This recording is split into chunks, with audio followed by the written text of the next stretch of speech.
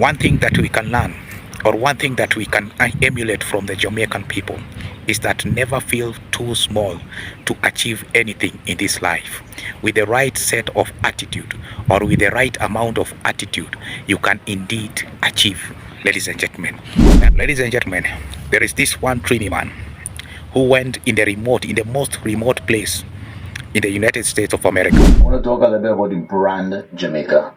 So here I was walking by a store at a mall in a very remote area of America, where Caribbean people do not exist. Period. However, this mannequin was prominently wearing a Jamaican shirt. Was the only mannequin in the store that had on a shirt, and it was a Jamaican branded shirt. Ladies and gentlemen, and even in the most remote place in the United States of America, he still found Jamaican brand. Ladies and gentlemen, it is not my saying, it is not my words, it is his words. These words are coming from one Trini man. Okay, actually, I'm going to be reacting on this video. I have that clip with me and I'm going to share it with you, even though I'm going to divide it into segments and completely transform it. Ladies and gentlemen, okay, there is this one Trini man went to the most remote place in the United States of America. And guess what he found in the United States of America? He found Jamaican brand. And not just that, he has traveled all across the world. That is what he has said. He has traveled all across the world. Take a look at what he said. So what qualifies me to make this bold statement that Jamaica is an international brand, well known all over the world? Well, I have traveled to more countries than most people will ever travel. In addition to that, I have traveled to the bowels of some of these countries, and many of them are what we call non-permissive countries, which means... What I found peculiar about his statements, ladies and gentlemen, he said that he has traveled in the most non-permissive areas, in the areas where tourists will not normally go, ladies and gentlemen. What we call non-permissive countries, which means you wouldn't normally go there. He has traveled to Greece, he has traveled to Australia, he has traveled to Nigeria, he has traveled to Afghanistan, okay? And even in those remote areas that he has traveled to, Jamaican brand keeps coming up, ladies and gentlemen. Out of many one people, Wiliko Batitalawa. It's a small island, ladies and gentlemen, but with so much impact, with just a population of only 3 million, ladies and gentlemen. Saudi Arabia, Australia, Greece, China, Japan, Thailand, Singapore, Malaysia, Brazil, Bosnia, Macedonia, Croatia, Slovenia, Alaska, all over the Caribbean. If you haven't, then you are not qualified to dispute my statement that Jamaica is one of the most internationally recognized brands. How amazing is that? How amazing. These are not my words.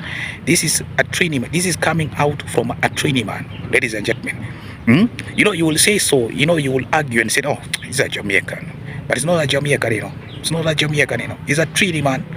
He has traveled across different nations. He has traveled in places where tourists will not normally go. So he's in a position to explain how Jamaican brand has grown so wide, ladies and gentlemen. One thing that we can learn, or one thing that we can emulate from the Jamaican people, is that never feel too small to achieve anything in this life. With the right set of attitude, or with the right amount of attitude, you can indeed achieve, ladies and gentlemen. Who would have ever thought that Jamaica will be this famous? They are not the most richest country in the world, but they are very rich. What matters, or what counts in this world, is how you position yourself, ladies and gentlemen. Jamaicans have positioned themselves to be as unique as possible. But before I move on with this channel, please subscribe to my channel. I make unscripted commentary videos based on Africa, Jamaica, sometimes on other things, ladies and gentlemen. Unscripted videos. That means I do not read any scripts. Ladies and gentlemen, now Jamaicans have positioned themselves to be very unique as possible. Look at their own flag, for instance. There is no any other flag that looks like that of Jamaica. Very. So, what makes a country a brand name is when it can successfully create a distinct identity through its reputation image that resonates with a global audience. And that comes from its unique culture and heritage. It's easier to identify Jamaican flag. It is easier to spot Jamaican flag because there is no any other country with that kind of flag. Okay. Remember the bobsled team, the team that was the team that went to represent Jamaica in Alberta, Calgary. Remember the team that went to race against other countries in bobsled until a movie called Cool Running was created in favor of them. Ladies and gentlemen, they were called the underdogs. Why? Because they came from a tropical environment in Jamaica. Look at how these guys, it's the right of, look at the attitude. It's the right of attitude. When you have the right amount of attitude and self-belief, there's nothing else. You can achieve so much more. You can achieve so much more. Look at Shelly-Ann Fraser. She's only 5 feet tall. 5 feet tall, ladies and gentlemen. But look at her achievements. Ladies and gentlemen, where was I? Yes, Jamaicans have positioned themselves to be as unique as possible. It's like I was slightly moving away from my main point. Okay, the Rastafari. They started out the Rastafari. You know what makes the Rastafari very unique? Because it was inbred by a black man. It's one of the very few cultures that was inbred by a black man. But of course, we also have so many cultures that were also inbred by black people. But why Rastafari? Why Rastafari? Why am I saying that the Rastafari is very unique in this aspect? Because it has transversed across so many nations, ladies and gentlemen. There is the Rastafari in surrounding islands. There is a Rastafari in Africa, Ethiopia, for instance. There is also a Rastafari in Canada, in the United States of America. It was started by a black man. Okay, how unique is that? That is very unique, right? Yes, that is very unique. The reggae, very unique. The Blue Mountain coffee, very unique. Look at how they keep positioning themselves. That's how they have positioned themselves in this world. That's so amazing. And Jamaican cells, not just here on the internet, even in real life situations. The brand Jamaican cells, ladies and gentlemen. Look at Japan. Look at Japan, for instance. Japan, there's some places that they play dancehall. In Spain, reggaeton was coiled from reggae, ladies and gentlemen.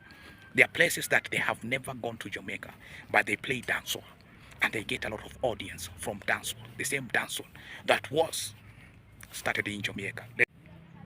The Brand Jamaica sells. I go and imagine in a Middle Eastern country, they playing reggae music, and them so trying to show me they know Jamaica, right? No, mind you, I don't ever speak with a Jamaican accent. I don't speak with a Yankee accent, nothing. I speak with my accent. There's one gentleman who was complaining about Kenyans loving and emulating about Jamaica. There's one Jamaican, I'm not sure if he's a Jamaican, he lives in Kenya, he was complaining, a lot. And he's saying that Kenyans are emulating Jamaican culture a lot without giving credit. But I'm sure this same person will not say the same thing about the Japanese. Yes, I know the same person will not say the same thing about the Spanish. Ladies and gentlemen, where will this world be if there are no Jamaicans? What other accent will we be emulating if it was not Jamaicans? Ladies and gentlemen, I have had a lot of people try to emulate Jamaican, culture, try to emulate Jamaican accent, ladies and gentlemen. How would we have achieved our pride as black people if there were no Jamaicans in this world? They started Rastafari.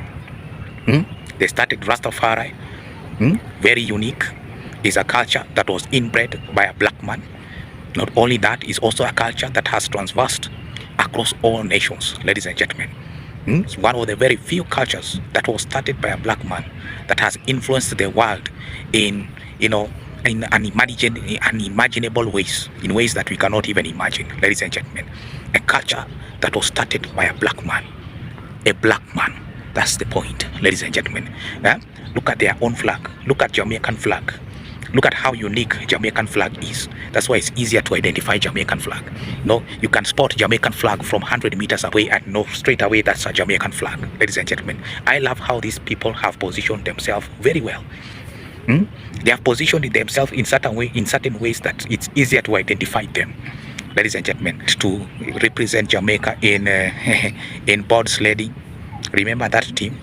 They were called the underdogs because they came from a tropical environment. They came from Jamaica. There is no snow in Jamaica, but because they have Jamaican spirit of belief, confidence, right attitude, they went and participated in bobsledding, ladies and gentlemen. Ice. You can only practice that sport where there is ice, but there was no ice in Jamaica. But these guys still went ahead and participated because of what? Confidence. If you believe that you have won, even before the race begins, you have already won half the race.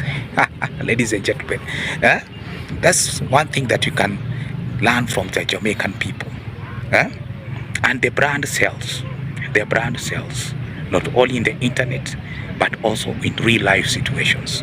Thank you so much for watching my videos up to this point, and please subscribe, share this content far and wide.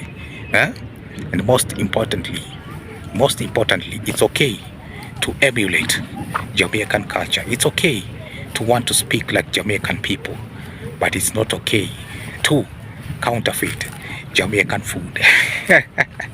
Never try to do that. Never ever try to do that. Jamaican people respect their food, ladies and gentlemen. I know Jamaican food is very sacred. It's the medicine of the heart and soul. Thank you so much.